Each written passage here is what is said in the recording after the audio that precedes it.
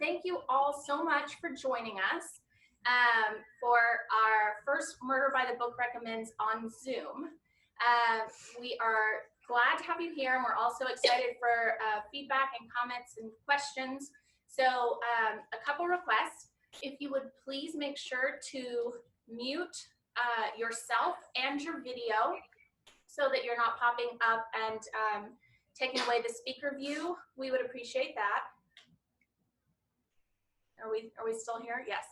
And also, if there's a little chat logo, so if you click on the chat emblem, we'll be clicking in and viewing comments from there and trying to interact with you guys that way. So again, thank you so much for joining us. We've got some recommendations for you this evening, and we hope that you enjoy it. So I'm McKenna. I'm the owner here at Murder by the Book. This is my mom, Brenda. A lot of you know her. Everyone knows John, and everyone knows Sally. We also have special guest Benedict with his toy. So we're glad to virtually see you guys, and we'll get started with some recommendations. We had a little bit of technical issues setting up, so we're running a little behind. We haven't planned it out quite as much as we wanted, but who wants to go first? I will. I can go. Okay. I'll know which one. Where they put my books. Okay. So the first one I'm going to start with is from the desk of Zoe Washington by Janae Marks.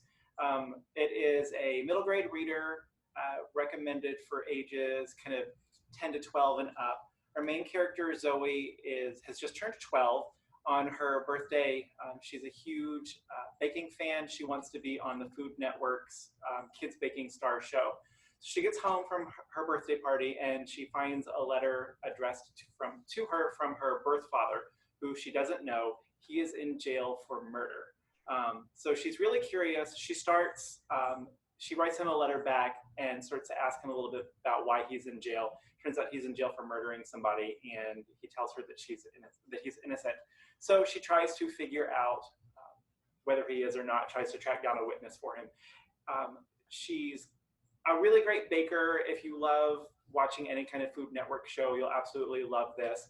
One of the things that Janae Marks does really well, months ago when everybody was trying to snap up all of the nonfiction books about anti-racism, we were trying to also recommend a lot of fiction books because it's a really great way to have great conversations. Because she is a little 12-year-old Black girl, they deal with issues like walking into a store and she and her mother being profiled as they walk around the store. Talks about people that are innocent being incarcerated, but it does it in a really kid-friendly way. So I definitely recommend you pick this up. It's got a little bit of a Nancy Drew feel to it. It's got, like I said, kind of a really great Food Network feel to it.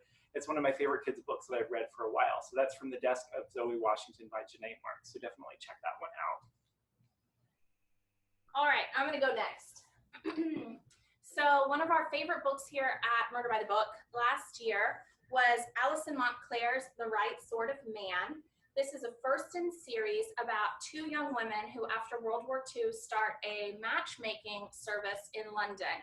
And when one of their clients is accused of murder, they decide they need to investigate, not just to clear his name, but to clear their matchmaking service's name.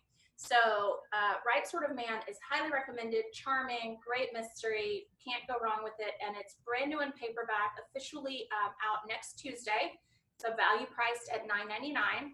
And then there's also the second edition. I know some of you are regular customers and already have Right Sort of Man, but the follow-up, A Royal Affair, just came out. Well, it comes out Tuesday also. And we loved it too. So if you like historical mysteries, if you like Rhys Bowen, if you like Jacqueline Winspear, Susan Elliott McNeil, don't miss The Right Sort of Man or A Royal Affair. I should also mention that in the comments in the chat, I've already put a link to all of our recommends books. We created a web page for them on our website. So if you want more information or you're making a list of books you want to order, they're all on the Murder by the Book recommends page on the website. They're also, if you can't find that or you're having trouble finding the chat, on our event page for this website, the link is there as well. So you can find them many different ways. Feel free to call us if you're having issues, but just not right now because we're busy. All right. Sally, why don't you go next? My first book is going to be Shadow Garden by Alexandra Burt. She has written a couple of other novels, and both of them were favorites of mine as well. And this is about a family who is falling apart. Donna, the wife and mother, wakes up in Shadow Garden, which is a resort for people recovering from various things. She doesn't remember how she got there or how she has her injuries. It's told from the point of view of three different people, the mother, Donna, the husband, Edward, and the daughter, Penelope. Penelope has some issues, and you discover more about what those are, the secrets of the family, and why they're falling apart. A very good suspense novel, a bit gothic, and I really enjoyed it. And I hope you will too. Yay. Yeah, go for it. We're trying to mute this more better. So my first book is going to be The Daughters of Foxcliffe Manor. And this is by Eve Chase. She's written several books in the past that have been quite good. And this is no exception. This is a past story and a present story. It starts in 1970 in England when the Harrington family's home burns to the ground. And so Mrs. Harrington, her two children, and the nanny go to Foxcliffe Manor, their country manor house, to stay while the house in London is being repaired.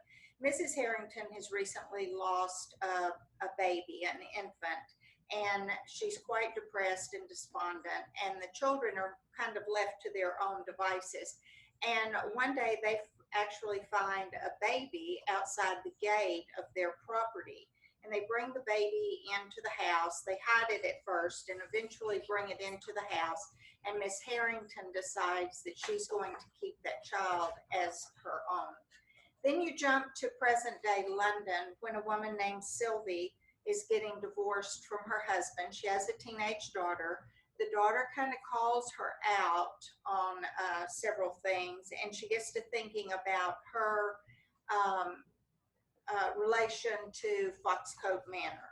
So it's a past story, present story, very good. It's perfect for fans of Kate Morton, and I really enjoyed it. Think you will too. Okay, so I will go next. So which one did you just talk about, the Eve Chase? Mm-hmm. Okay, so my next one is Final Cut by S.J. Watson.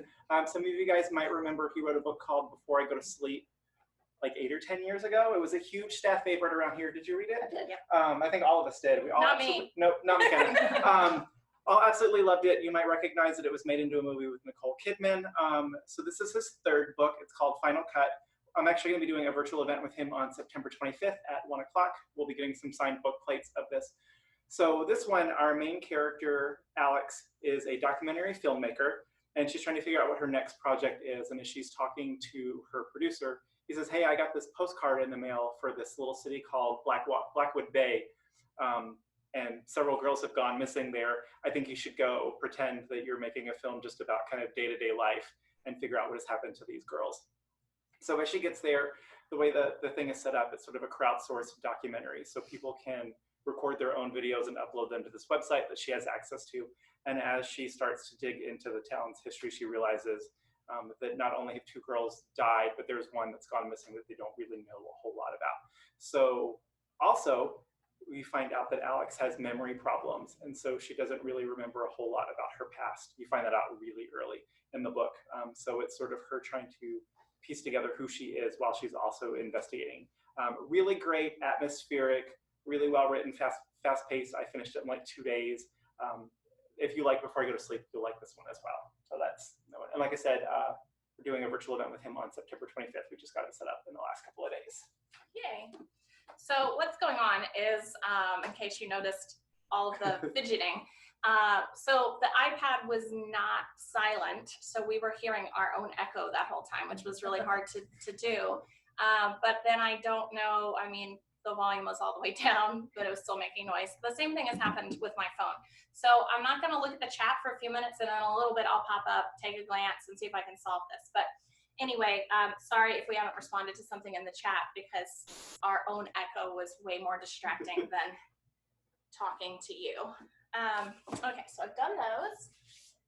The next book that I'd like to recommend is The Lion's Den by Catherine St. John. So I actually had the pleasure of doing a virtual event with her, which I would highly recommend checking out. All of our virtual events are now on YouTube and also archived on Facebook. She was an absolute delight. This book is Jackie Collins meets Alfred Hitchcock.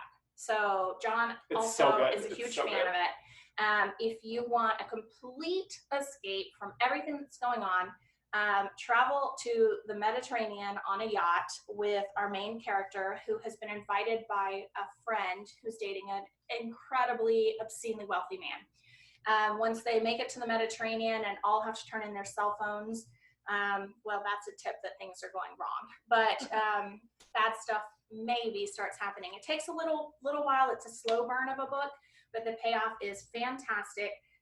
Although I don't really know what more I need to say other than Jackie Collins meets Alfred Hitchcock. Yeah, I mean, if you look at the cover and you see her splayed out with her like spilled wine glass slightly resembling blood, like if this cover looks good to you, you will absolutely love this book. Yep, and we do have signed book plates from her. Yeah. Sally. Caught me off guard there for a moment. That's all right. My next book is kind of a 2-for-1. Owen Lockwoodin, as y'all all know, is a particular favorite of the stores, and we all love him. He has a new series. The first one was Deception Cove, which was out last year, and now is out in paperback if you missed it. And it is about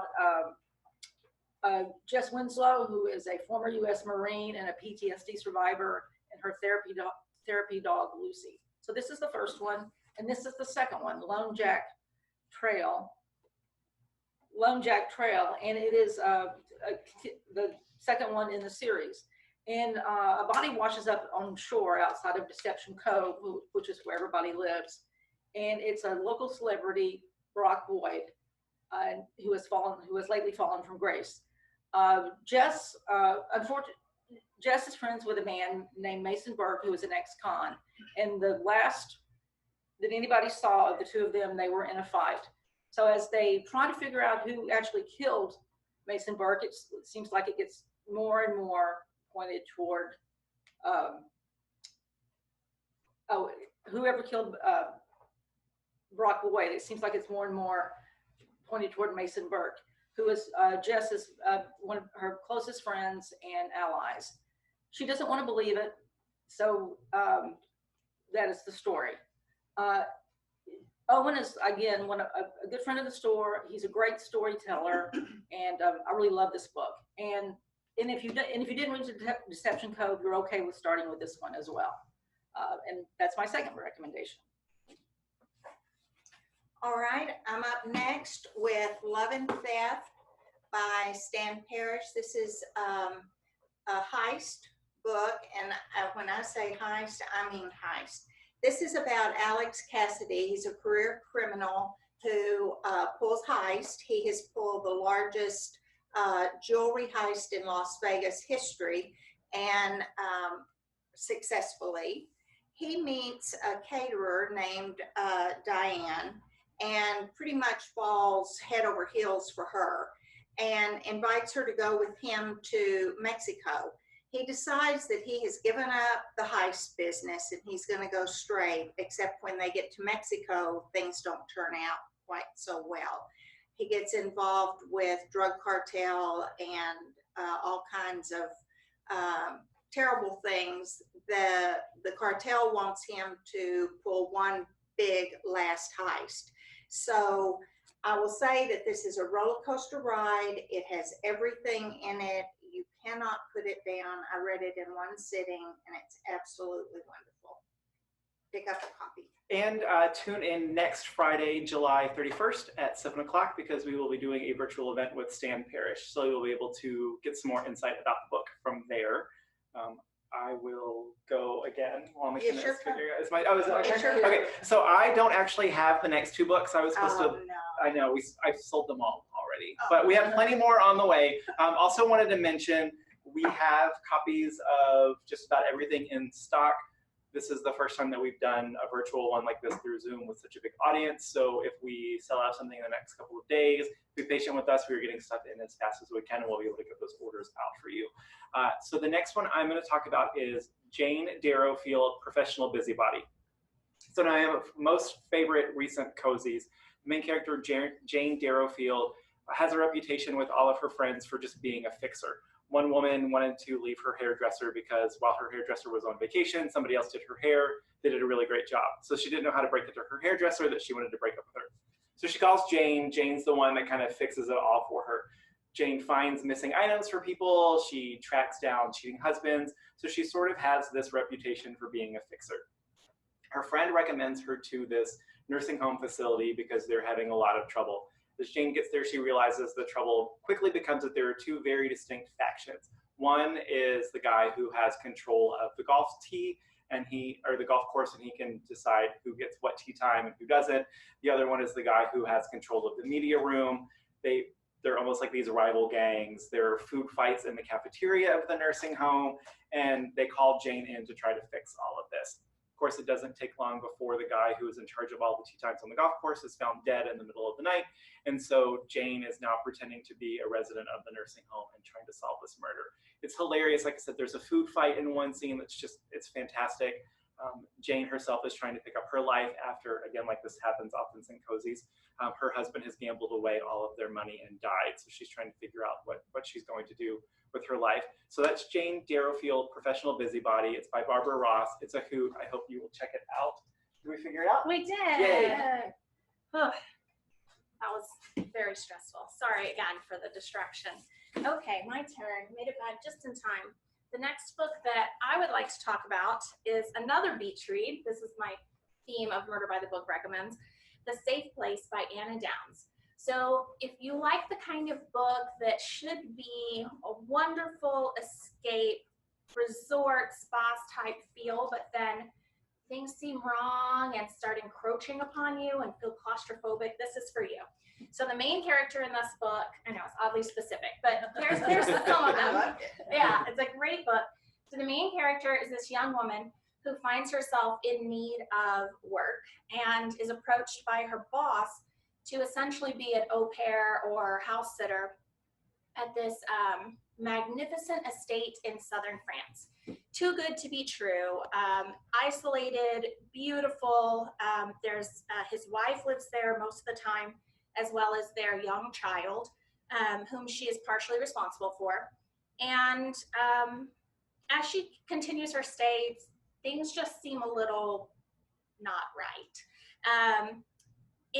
It's so well done because she should be living in the lap of luxury and enjoying her time there. But as I said, the book is atmospheric and kind of creepy, and you know something's wrong all the way through, and you're just waiting for her to figure it out and for it to get resolved. So anyway, The Safe Place by Anna Downs. Travel to the south of France in a beautiful, beautiful resort and enjoy this one. Also, oh no, we don't have book plates. The author is Australian, and so we weren't able to get book plates for this one, but it's well worth the book plates or not. And there's it's also one you can check out McKenna's interview with her on the YouTube channel too. She was absolutely delightful. Mm-hmm. Yeah, I'll go next. And my next book is The Two Mrs Carlisles by Suzanne Rendell. She has become one of my favorite authors. I always look forward to her books. Her first book was The Other Typist, which was a great historical, which I think a lot of you liked. And this sort of has the closest to that book that she has written. The Two Mrs Carlisles is early 1900s San Francisco, about three friends who grew up in an orphanage, which mysteriously burns down. It's Violet, Cora, and Flossie, and they end up working in a brothel. Two of them as dance hall girls and one as a maid, Violet. Violet also has some memory issues which come into play. In 1906, there was a big earthquake, and that plays an important part here because they find in their boss's home a whole lot of money, which they take, and then they decide to start their lives over. Violet is going to change her life, and she starts working in a department store. There she meets Mr. Carlisle, whose wife may or may not have died in the San Francisco earthquake. They get married, and she is starting to just live this wonderful life until not so much. There's a housekeeper who is playing with her, and mysterious things that happen in the night. There is a great tip of the hat to Rebecca. I really enjoyed this book. It's a great historical read. Suzanne's writing is great, and the plotting is great, and there's lots of twists and turns that you won't see coming. I enjoyed it. The Two Mrs Carlisles by Suzanne Rendell, and she's going to be in Facebook Live on the August the 12th with Fiona Davis at 7 o'clock. That should be a great event. Yeah, we'll have signed book plates for both Suzanne's book and Fiona Davis's book. And if you guys haven't pre-ordered Fiona Davis's book, it's set in the New York Public Library in like 1913. So you definitely want to check that out. All right, my turn. Many of you have read the Jade Dragon Mountain. I always have trouble saying it, by Elsa Hart, and have loved her writing. And you will love this book too. This is her new book, The Cabinets of Barnaby, Maine. It's about a wealthy collector of antiquities, antiques. He has everything from gems to all kinds of botany, animals, you name it, he has collected it over the years. He only allows people in to tour his home with him by invitation. And a botanist by the name of Cecily Kay is coming to his home to try to identify some varieties of plants that she has found on an island. And while she's there, he has invited several people to come on a tour of his house. He leaves the tour briefly, and as you would expect, he winds up dead. So now we have a closed cast of characters. We need to find out who killed him.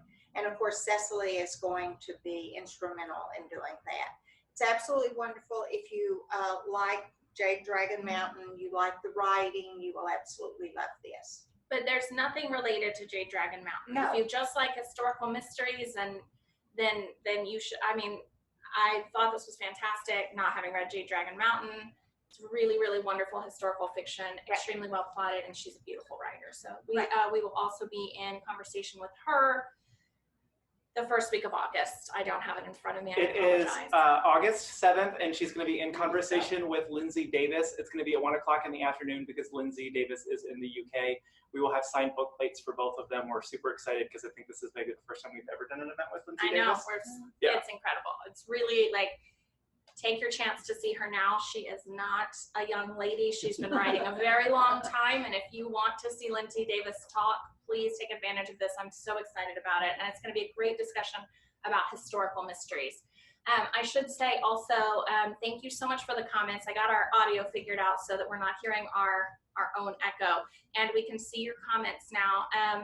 If you have any questions for us or want any read-alike recommendations, you know, you like Lee Child, you want to know what to read, pop them in here. We're here for other recommendations as we continue along these specific ones. Are you next? I am next. So I also don't have my next one because I've sold it. It is called, I know we were going to pull up the images on the iPad, but we didn't because we were setting everything up. It is Death Below Stairs by Jennifer Ashley. It came out maybe 4 years ago. There are 3 in the series now, so if you're looking for a good historical binge series, they're really fantastic. The main character, Kat Holloway, is a cook in 1880s London. She has just taken a position at a new house. She's there for a day and a half, and her assistant is murdered.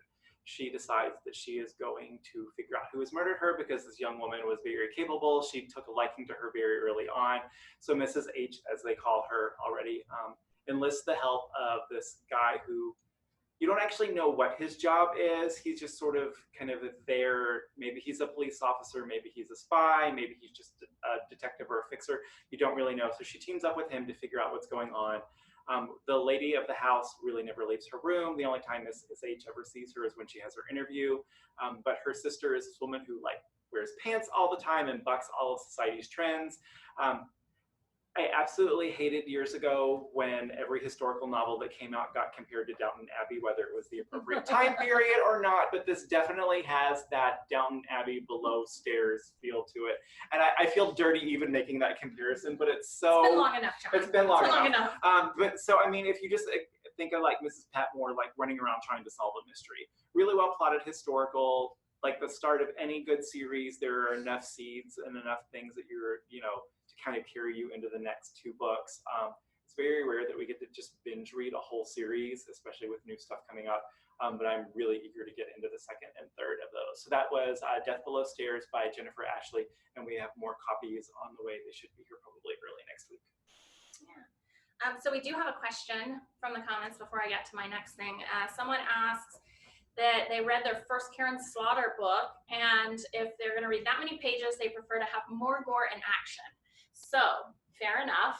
Everyone has their own reading taste. I will say one of the reasons that Karen is a bestseller in the UK, huge bestseller in the UK, is because the UK and Europe typically sell gorier books better. So you might want to take a look at some Brits in that case, because they definitely don't shy away from that. Val McDermid has some serial killer novels that are absolutely gruesome and wonderful. Belinda Bauer. Belinda Bauer is great. And then who's the guy who was 6 bodies together? Cole. Yeah, Daniel Cole has this book called Ragdoll that the body that's found is actually 6 put together. So if that's your cup of tea, there you go. Tomorrow Woods are pretty gory, especially the second one. Okay. Yeah. And then as far as American, there's a book, especially if you like the Southern feel of the Karen Slaughters. There's a book by Catherine Faw called Young God that is very sparse. It's a quick read. Her writing is absolutely beautiful and razor's edge cutting. You're not going to feel like, if I say beautiful, you're not going to feel like it's flowery and you're going to get lost in it. Like, it's just sparse and mean, and I can't recommend that book highly enough, Young God, but it's definitely got a limited audience. It's not, you know, the biggest of those. So yep, you're welcome for the recommendation. Okay, so my next book is the Camilla Lackberg, The Golden Cage.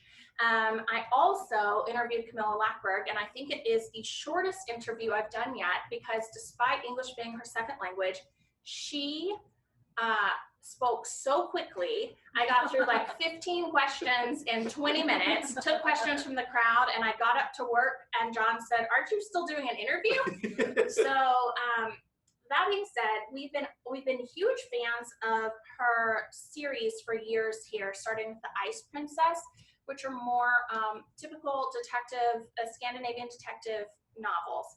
This one is more for the person who likes a really, really, really good revenge story. So the main character, Faye, is a woman scorned. She's given up her professional life for her husband, and when he is found to be having an affair, she wants to burn it all down. And she reclaims her independence in many different ways. Warning, there's a lot of sex in this book. But it was really interesting that Camilla Lackberg told me that she now receives emails all the time saying that people are living their lives as what would Faye do. So some women have written to her and said, "I realized I was Faye and I'm now in the middle of a divorce. Like, I thought, what would Faye do?" So the second book just came out in Europe. The first one is just out here. Again, if you like a really, really good revenge story, she also was heavily inspired by Jackie Collins for this book. I guess that's just the mood. And we do have signed copies of it. So Golden Cage, no previous reading required. Dive into this one.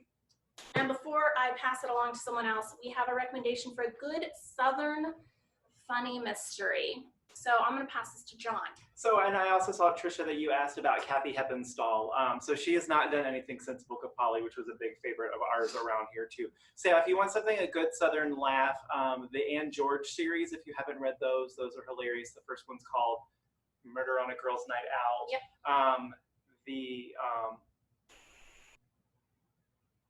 Keep going. The Mary Kay Andrews series that she wrote under the name Kathy Hogan Trocheck. Her character is a former police detective whose name just went right out. Callahan Garrity. She's a former police detective who now works as a house cleaner in 1980s, 90s Atlanta. Those are really funny too. Who else are Southern that are really funny? Carolyn Haynes. We just Oh, met yeah, with yeah. her. They're my favorite Southern mysteries. They're set in the Mississippi Delta, and the main character, Sarah Booth Delaney, has just gotten out of a nasty divorce, has a ranch of her own to pay the bills for and restore, and to make money decides that she's going to start a private investigation firm. And on this plantation where she's living, the most famous side character of this series is Judy the Ghost. Now, I don't read paranormal mysteries. They're not my thing. John can tell you that's just not what I read. But Judy is absolutely hilarious. She comes in and out of scenes dressed in different period costuming and basically plays the role of Sarah Booth's conscience. Like, what would your mama tell you to do type thing. So yes, Southern Delta, Mississippi Delta, very funny. The first one is Them Bones, and she also has a brand new release, and you were just in conversation with her. Yeah, so we have copies of Them Bones on the way. I saw Bryce just mentioned he's reading a book by a local Houston author named Dean James, Posted to Death. So Dean, if you were not familiar, actually was the manager here at the store for many, many years. He was in conversation with Carolyn and Stephanie Perkins the other night. And if you want good Southern stuff, he's got the Cat in the Stacks series. Those are really great too. Yeah. Also, Joan asks, is Owen's book out now? Sally's gonna actually talk. Did you already talk about it? Okay. It's not out now. It's out in just a couple weeks. The 11th, either the 11th or the 20th. Yeah. Sorry, I was working on tech stuff at that point. It will be out shortly, and we will get it added to your stack, Joan. Don't worry. Already done, conceivably. And then we too cannot wait till Vivian Chen's new book comes out. That series begins with Death by Dumpling, and it might be our best-selling cozy series in a long time. John, you want to talk about it real quick? Yeah, so I'm actually excited because the new one that's coming out is like the first one that I haven't gotten an advanced reader just because publishers aren't doing them, and I haven't been reading digitally in the last couple of weeks. But the main character, Lena Lee, works in her parents' Chinese restaurant. And in the first book, Death by Dumpling, she is delivering lunch to the landlord of the little shopping center where she works. And he is allergic to shellfish. Somehow shellfish got put in his lunch and he dies. So she's trying to not only clear her name, but also her family's restaurant name. What's really great about them is Lena is a family unit. And usually cozies are set in a small town. This one's not. It's set in Cleveland. But what she does, Vivian Chen, the author, what she does is there's a strip center where the restaurant is. It's called Asia Village, and she uses the strip center as kind of the small town gossip mill. So if something happens at the restaurant on this end of the shopping center, they know about it at the bookstore at the other end of the shopping center within minutes. So she really uses that to kind of get that close-knit family, close-knit small town feel to it. They're really great. The new one that's coming out, I think, early August, maybe late August, is called Killer Kung Pao. It's like the 5th or 6th in the series, and they're absolutely wonderful. They are my gateway cozy mysteries for people that don't read cozies. I give them, and then all of a sudden they want more. So I genuinely mean this. We are really excited to be able to recommend books because we don't talk to anyone anymore. Like, we interview authors. No one. We do recommendations over the phone all the time, and that's wonderful. But this is what people do when they come in and visit us. So we're happy to, dust off our brains and use them. We have another question. Rebecca asked if there are any new Irish authors, British police procedurals. She loves Dervla McTiernan and Adrian McKenty, as do we, especially Dervla McTiernan. I wish that the 3rd book in that series was out here in the US. As many of you do, we've gotten a lot of calls about that. We can't get books from the UK right now because they are just stuck somewhere. So when that gets better, we will have copies of the 3rd one. Anyway, one of the books that I was going to recommend today, but we kind of limited it ourselves, was, I don't think anyone's going to be able to see this, but If you check out our Instagram, it was today's Yeah. it was today's Instagram recommendation and Facebook as well. Yeah, so there's a new book by Sarah Stewart Taylor, who long-time mystery fans would remember her from the Art and the Blood series, but it's been like 15, 20 years. She now has a new book called The Mountains Wild about a New York police officer who spent some time in her teenage years in Ireland, and she finds out that she's going to go back, and she finds out that someone has died, and of course she winds up investigating. But it's a lush Irish mystery, extremely well written, perfect for fans of Tana French, Elizabeth George. It's not a police procedural as such, because she's a police officer in New York who's in Ireland. Like, she's not on the Irish police force, but she is a police detective.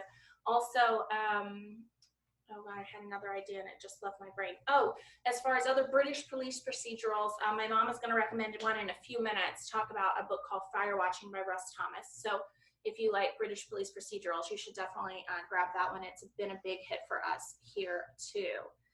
How about, whose turn is it? Is it your turn? I'm done. No, it's Sally's. Sally's turn. How about we do Sally's and then we'll get to True Crime Rex. So my next book is by David Joy, who is also one of my favorite people. And his first book, Where All Light Tends to Go, was my favorite book that year. And I also cried when I talked to him about the book. So that's my claim to fame with David Joy. And this book is another one of his. It will probably for sure be in my top 10. And it is about three men who live in the Appalachians. He writes this really Appalachian noir stuff extraordinarily well. And about a father, Ray, and an addict, Denny, and a undercover DEA agent. The father, Ray, has a son for an addict, and he finds out where he is getting his drug supply. Denny is the addict, it's not the son, but he's another addict, and he also comes to a point of a crossroads and has to make a decision which way he wants to go. And the DEA agent is well underground in the community. The three men have a reason to get together, and they are all going to try to track down and close down the source of the drug supply. David's writing is just incredibly beautiful about on a dark and gritty subject as the drug problem in the Appalachians. I love his books. They're darker than a lot of the stuff that we've talked about here today, but his writing is absolutely gorgeous. I love them. And he will also be in a Facebook Live with Sean Cosby's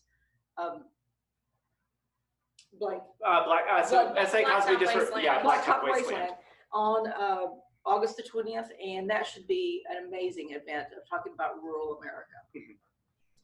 So for True Crime Rex, a book that I consider extremely underrated, but is one of my very favorites, is called Midnight in Peking by Paul French. It is set in the 1800s.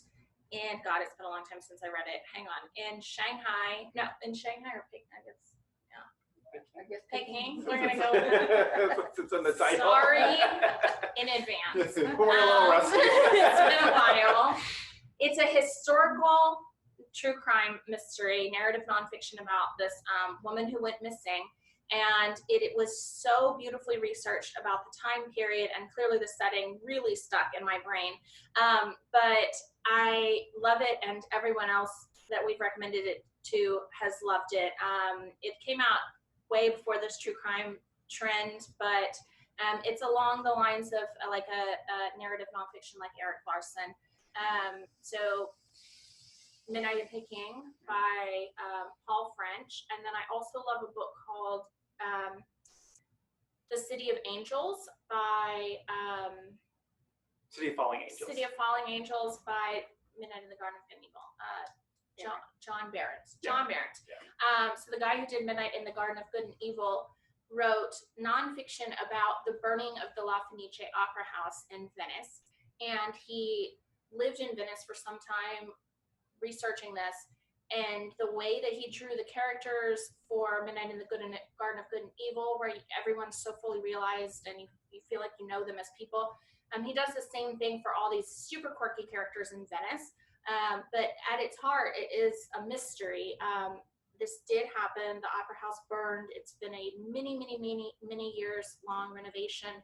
And so those are the two that I always go to. I'm sure that there are other recommendations for true crime here. There's a book called The Suspicions of Mr. Witcher by Kate Summerscale. I'm a huge fan of. It is about a real life murder case that inspired the detective in Wilkie Collins's The Moonstone. It was actually the murder of a young boy in Victorian England that was one of the first news stories that ever became kind of a tabloid sensation. So it sort of affected the way that we view media and crime stories. So that's The Suspicions of Mr.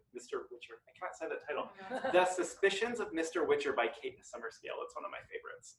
Sally's going to recommend Truman Capote. Well, that's what I will. Truman Capote's In Cold Blood is, as anyone can tell you, is the book that made me afraid of everything. But it is, of course, just an amazing read and a classic if you've never read it. I was going to say, if you've never read Michelle McNamara's I'll Be Gone in the Dark, I highly recommend that. It's about her trying to track down the Golden State Killer. And then the follow-up book by her researcher, Billy Jensen, Chasing Darkness, is also great about him solving cold cases through social media. And any Eric Larson, you can't go wrong with any of them. Brenda? And that dog is so asleep. Okay. So did you already do Vanishing Falls? I haven't. Okay. Well, go for it. It's my turn. It is. All right, I'm gonna say that I'm the only one here, and maybe the only one of y'all who are watching that has read a book that's set in Tasmania. So Vanishing Falls is a small village in Tasmania. Celia and Jack Lilly are the wealthiest people in the village. They live in this luxurious, just over the top mansion called Calendar House. And Celia goes missing. And the local butcher's wife, Joelle Smithton, is seen in the village as kind of a simpleton. She's kind to everybody. She talks a lot, but people don't take her very seriously and feel that those that are closest to her kind of feel like they need to protect her because she is a little bit simpler than a lot of other folks. She absolutely admires Celia and her friends and wants to be their friend, but of course she'll never fit in to that with that status. Once Celia goes missing, she realizes that she has seen Celia's husband doing drugs in a restroom, and she knows that Celia does not want to have that revealed. And not long after that event, Celia goes missing. So although the police, people are looking for her, the police are searching for her, Joelle just kind of stays in the background, listens, watches, and hears things that are going on, and she's determined that she's going to find Celia. So the book is called Vanishing Falls. It's written by Poppy G, and I think it's one of the only ones that we've recommended here today that is going to be a paperback original. So you had two. Excellent read. Yeah, John had had one. John, Okay. I had one, Sally had one. John had two, but you couldn't see them because of our technical issues because he sold them all. I sold them all. All right, I have a bonus book just because I'm the owner and I can do that. So my book is The Jane Austen Society, which you have already probably heard me rave about. Lots of people up here have read and loved. It is not a mystery. It is historical fiction about 8 people post-World War II in the small town of Chatham, England, who come together to save the home of Jane Austen.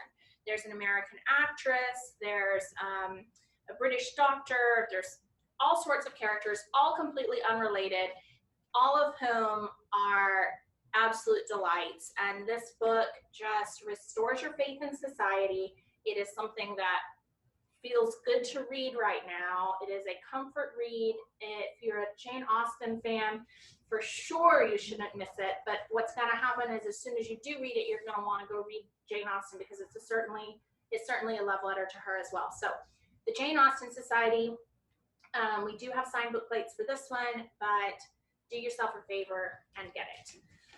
I also have a bonus book. Sally has a bonus book too. I'm not the owner, but I'm the owner, so I let her. But I got permission from the owner. Oh, and it's nonfiction. So. And it's nonfiction. This is called Behind the Horror, and it is the true stories that inspired horror movies. Really not much more I can say to that, but it is fantastic. It is literally about the stories that inspired your favorite horror movies, all the way from Hitchcock, Frenzy, The Rope, to The Conjuring, the most current. And if you name a movie, I can guarantee you, if it's a horror movie, it's in here. Just an interesting read. Just pick up and read any story about any movie, and you'll really enjoy it. So that's my bonus book. Name a movie, it's in here. A horror movie, it's in here. Is Scream in there? Scream is in here. Awesome. Yeah. Well, if he gets John's seal of approval, and John's going to tackle a little question comment. So I had two that I was going to tackle. So somebody else asked for recommendations for Carlos Ruiz Zafón, which we are so sad to hear about his passing a couple of weeks ago. I have two off the top of my head. One makes a little bit more sense, one doesn't. Anything by Arturo Perez Reverte is fantastic. He's a Spanish author who does really great sort of Dan Brown-esque thrillers where he'll take kind of an artifact or some kind of history and twist it, but in a little bit more literary way. I know Brenda's read several of his and absolutely loved him too. So that's Arturo Perez Reverte. My other suggestion is a little different, but also perfect, and that is The Starless Sea by Erin Morgenstern. It's dense like the Ruiz Zafóns are. It's beautifully written. It deals with books and stories, and it's got all of these layers. It's about to come out in paperback really soon. So that's The Starless Sea by Erin Morgenstern. When you read it, you'll totally get why. I think that's a really good comparison. The 13th Tale. Oh, yeah. 13th Tale by Diane Setterfield. Yeah. Yeah, in case you missed that. The 13th Tale by Diane Setterfield is incredibly atmospheric. Obviously a book about books. Just absolutely wonderful. It was a huge bestseller when it first came out, but it's been a few years. So maybe you haven't read that one, 13th Tale by Diane Setterfield. Okay. So RT said, I have actually not read Diana Rowland's White Trash Zombie series, but I'm a big urban fantasy reader. There is a book called White Trash Warlock by David Slayton coming out in October that's fantastic. I just got him set up for a virtual event, I think October 13th. I'm super excited to talk to him about that. It's the start of a new series. One of our other favorites around here is the Libriomancer series by Jim Hines, or also Vivian Shaw's, what's that book called? I can see it. Grave Practice? No. Grave. The Vivian Shaw's Urban Fantasy series.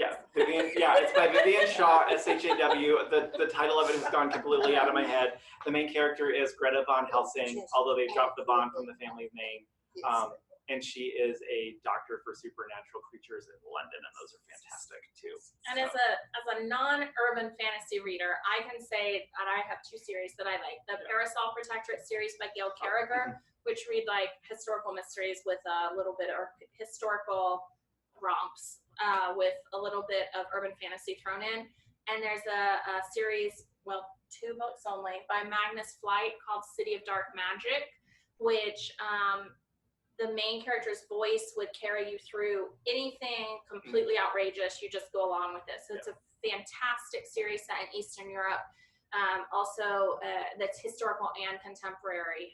So there's that. The question about Catherine House we'll get to in a second. Do we sell face masks? No, we don't sell face masks. We thought about making Murder by the Book face masks, but everywhere in the world you can buy face masks now. So we haven't done that. We did do 2 very, very successful rounds of our Murder by the Book Appreciating Locked Rooms t-shirts. That is now over, but next month, very, very soon. Next month, I know, I pulled out signatures the other day. Next month marks the 40th anniversary of Murder by the Book.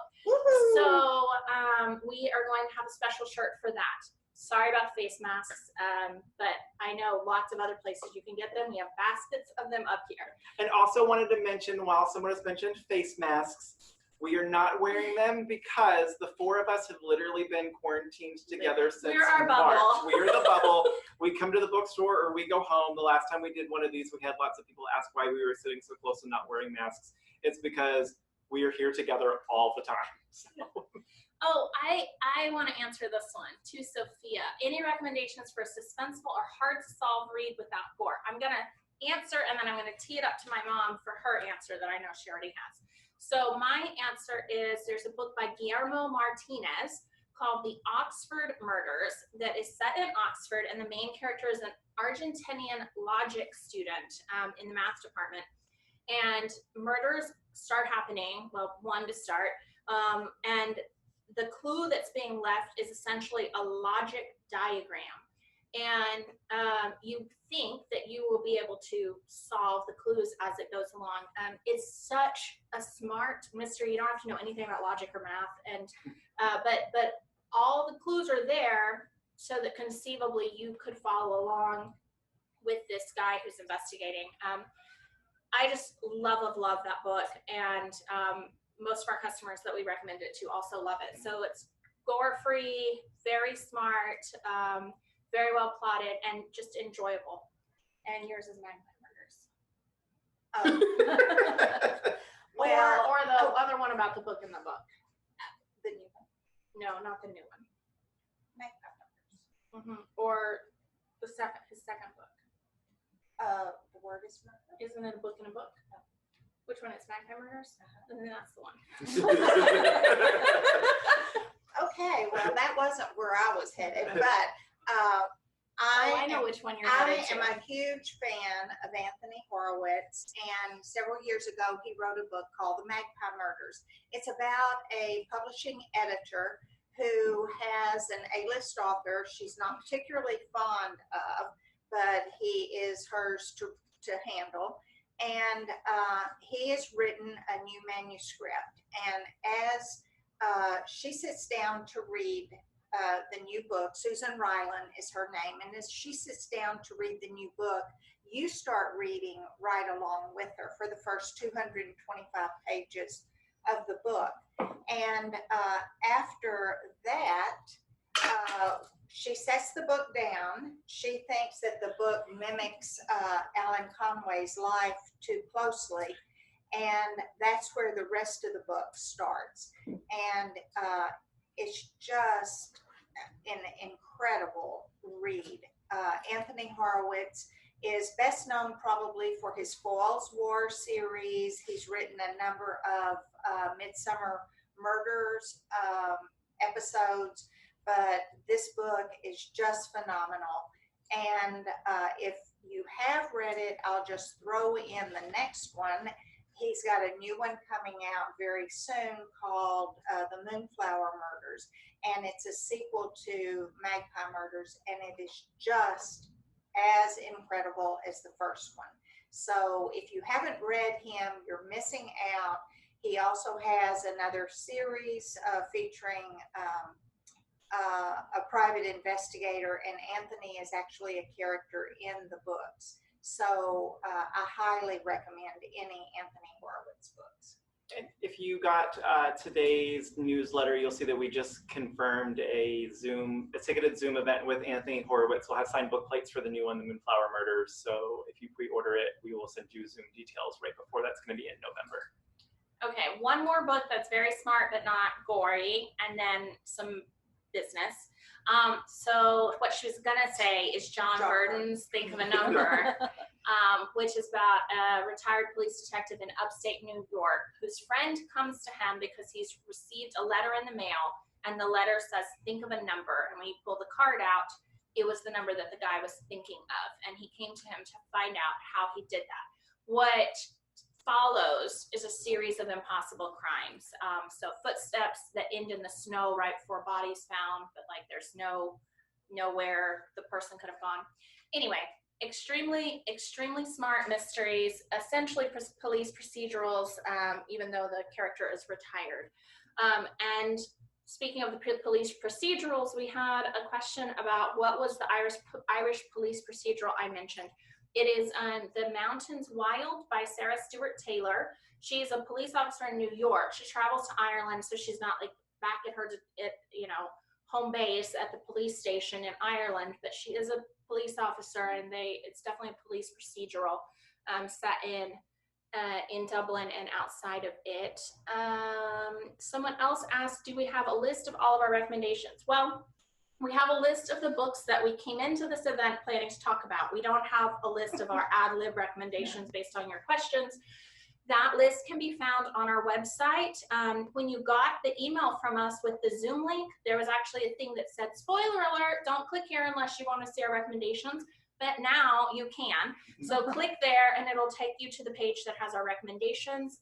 It can also be found on the event page on our calendar on our website. The link is there as well. So all of those are accessible. If you have problems, call us tomorrow. We'll show you where they are. We'll be happy to clarify, discuss books over the phone, whatever you'd like. And we'll recap the specific ones that are on the webpage. They'll be recapped in the next Murder by the Book newsletter. So if you're not signed up for that, make sure you get signed up for that as well. Tanya, do you want the new? You can't answer me. You can chat. You say you want the new one. I assume you mean Moonflower Murders. So we'll write you down for it. Yay. And then go from there. Will we get the new E.G. Scott? Yes. Yeah. All right. Trisha, yes, we can take your direct deposit from your employer. Thank you.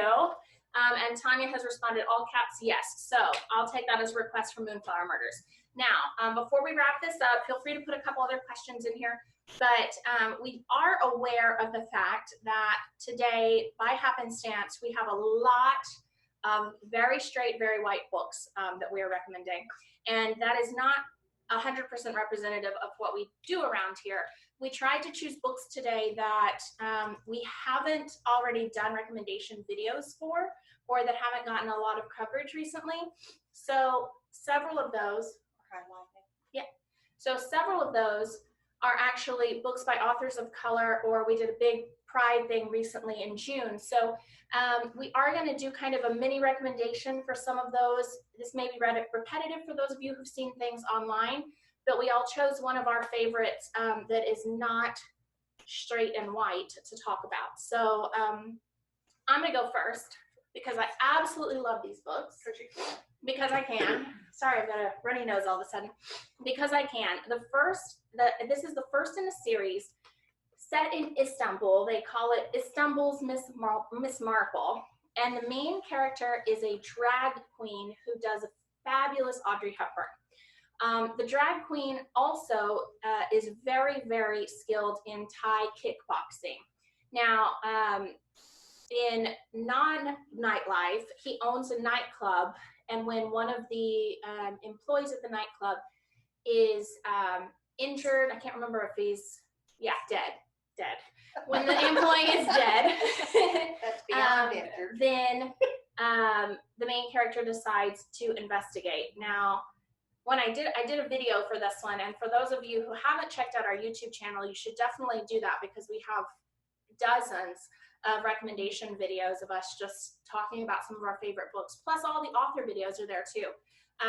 But I think the character's name is Hapsika Yaya, which should be reason enough to read these. Anyway, The Kiss Murder is the first one. There are two others. We were able to get basically all that the publisher had left. So if this sounds good to you, get them sooner rather than later. I don't know how long we can get them. I also realized that someone had asked if Sarah Stewart Taylor was being interviewed, and she already has been. So my interview with her is also on YouTube, and she was an absolute delight. I highly recommend watching it. Who is next? I'll go next. I've got another cozy for you. This one is A Deadly Inside Scoop by Abby Collette, who I also got to interview with Daryl Woodgerber, which is up on our YouTube, and it was one of my favorite chats that we've done because we just talked about cozies. And it is about a young recent MBA grad student named Bronwyn who has moved back to Chagrin Falls, Ohio. Weirdly, two of my cozies were set in Ohio because the Vivian Chen's are too. Anyway, she takes over her family's ice cream shop because one of her aunts turned it into a novelty store. But she tries to open the ice cream shop in the middle of winter, and nobody wants ice cream in the winter. So because she's upset that nobody shows up the day the store opens, she tries to go outside and get some snow to use this family recipe to make ice cream out of snow, slips, falls down an embankment down by the river, and discovers a dead body down there. Turns out the dead body has some ties to her family, so she's trying to clear her relatives of murder. Abby Collette is absolutely delightful. There's a really tight family union in this. There are not very many African-American cozy authors and cozy series out there. This is the start of this one. The second one's going to be out a little bit later this year. So that's a Deadly Inside Scoop, and definitely check that one out. Go next. And someone asked about Catherine House, so this is it. This will also be this will also be in my top 10 of the year. It was just intoxicating. It is about this young woman who ends up in a 3-year school where you go to and you cannot have any contact with the outside world.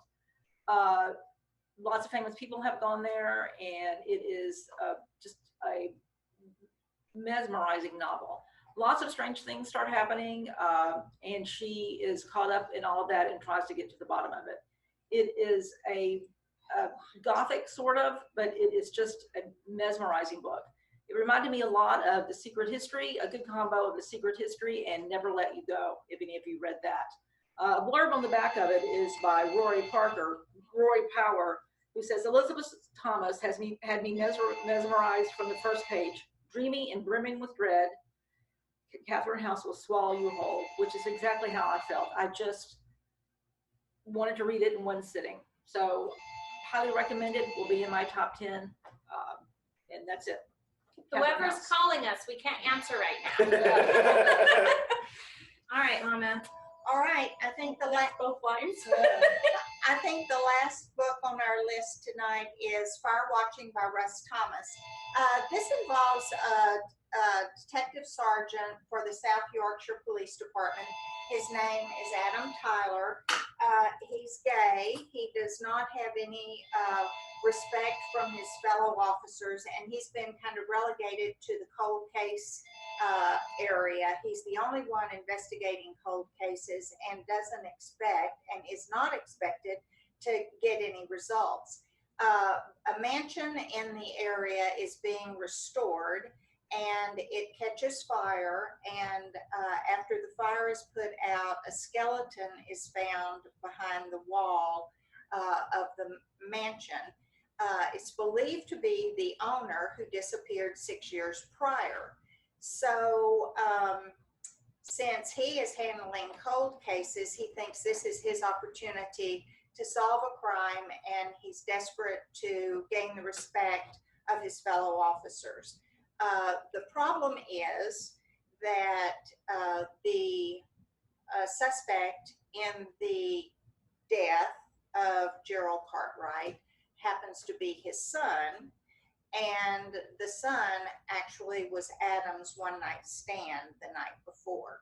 So, So does he recuse himself, which would be the proper thing to do, or is he pushed by his desire to solve the crime and take the consequences? It's quite good. I read it in 2 sittings, and we have sold a lot of them, and it's really a popular book with our customers. Highly recommended by me as well. Me too. Yeah, it's going to be in my top 10 list. And whoever asked earlier about other police procedurals, it's not Irish, but it's a really fantastic police procedural. All right, we have a couple more questions, and then we're going to wrap up. So will we have Lisa Jewell speaking about her new book, Invisible Girl? We will have Lisa Jewell not only speaking about that book, we're working on it, but we're also going to have her in conversation sooner than when Invisible Girl comes out. We will have her in conversation with I knew you were going to ask me that question. Adele Parks. Yes. And I don't have the date in front of me because we couldn't anticipate that question. But she will essentially be in conversation with Adele Parks for Adele's new book very soon. And then, like I said, we will definitely be doing something with her for Invisible Girl. It's not locked in, but yeah, she comes here and we're all big fans and can't wait. Yeah, the plan is by the time the Adele Parks event happens, we, and cross your fingers, we'll have a date on the books to officially announce for Lisa. So that's the plan. Do you want to address the Nick Cartwright question? Has anyone here read Nick Harkaway? No. We're going to fail that question. I apologize to Bryce. You're so supportive about our events, and thank you for watching this. I cannot recommend Nick Harkaway. I know. So I have not read them, but based on what I've heard of them, I know they're really smart thrillers. I don't know whether there's any like techno thrillers. yeah. So if you just want a really smart thriller, Robert Povey's book, which I'm sure lots of you have heard us talk about, City of Windows, is really fantastic. He's got the sequel to that's coming out. We're going to do an event with him in the next couple of weeks. So that might be if you just want kind of a smart, his character is kind of a mathematician. That's just a really smart thriller. So that's as close as I have for that. And Bryce, you can email us or we can look up Nick Harkaway and figure a little bit more out, and then I'm sure we can come up with recommendations. I do know the name. I know he's a legacy. It's just a blind spot for us. What was the name of the book? McKenna mentioned about a man getting a letter asking for the number. That is Think of a Number by John Verdon, which we are all huge fans of. And we will end on, no, Tanya, Reese Bowen, when is that book out? Early August, because we're doing a virtual event with her. I want to say like maybe the 11th or 12th of August. Yeah, sounds about right. And then, hi Maria, you want to order several books? We can accommodate. What time can you call this weekend? We are here in store answering the phones Monday through Saturday, 12 to 6 Central Time. We are closed on Sundays right now. No one is coming in the store still. However, we would love nothing more than to talk to you, to recommend books, to ring them up over the phone and do curbside pickup or mail them. We have free media mail shipping for any orders over $50. That's what we've got going on. Yeah.